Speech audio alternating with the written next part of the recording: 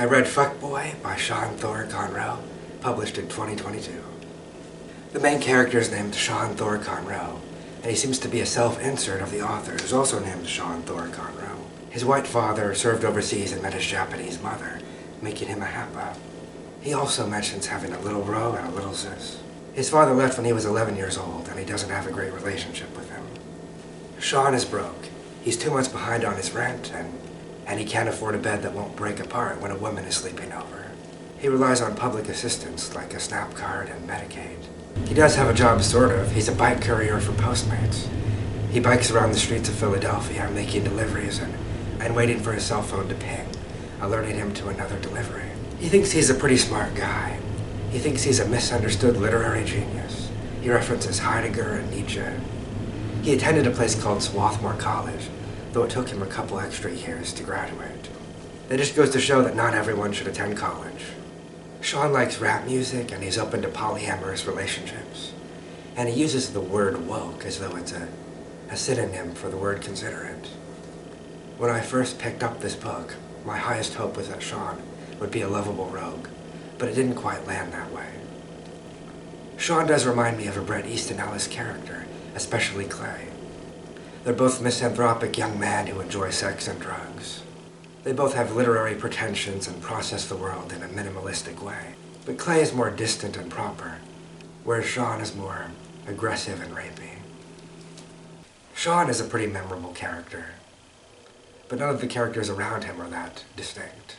There's a woman known as Side Bay and a guy known as ex-roomie bro, but none of them are given names or descriptions. A lot of characters are known by a single letter, presumably the first letter of their name. About the plot, it hardly has one. Where is the beginning, the middle, and the end? It's more like a series of journal entries where Sean interacts with different girlfriends, whom he calls baes, suffers from a skin condition, and begins writing this novel, Fuccboi, toward the end. But none of these threads really reach an exciting climax. This story does have a distinct setting. I'm not all that familiar with Philadelphia as it was in 2018 or 2019, but you get a good sense of all the streets and the culture there.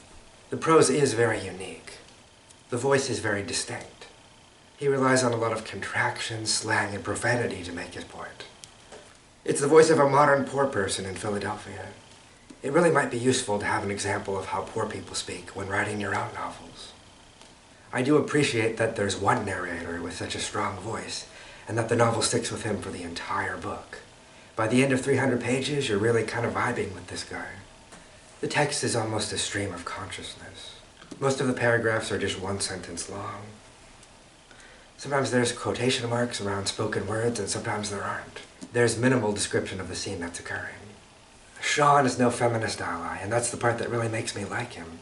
He describes how all the women in his life have their lives together, and how he goes out of his way to prove he's not a predator by walking on the opposite side of the street from women. He describes feminism as man-canceling and ruthless careerism. And he criticizes the idea of the wage gap in a group meeting. I first heard of this book when I Googled books by millennial authors.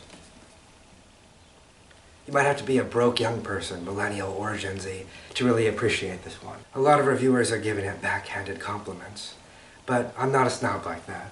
I think it's a fun, unique read.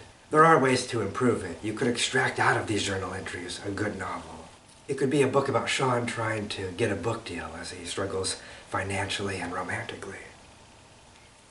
You could even keep a lot of the distinct voice within the dialogue, as long as you reworked the prose itself to be more traditional.